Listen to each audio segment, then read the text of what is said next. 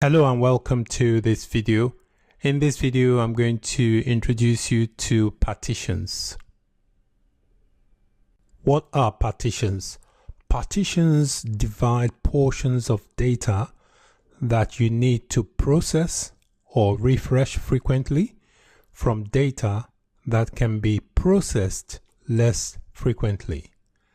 For example, a fact table may include certain row sets that contain data that rarely changes, but other row sets may have data that changes often.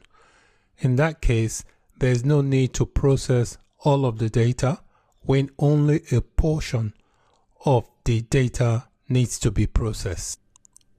Partitions work by dividing a table into logical partition objects, individual partitions, each containing a unique segment of data that can then be incrementally processed either sequentially or in parallel, independent of other partitions, or excluded from processing operations altogether.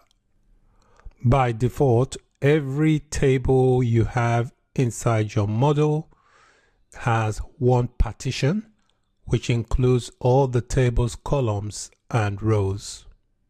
An effective model design and processing strategy utilizes partitions to eliminate unnecessary processor load and memory consumption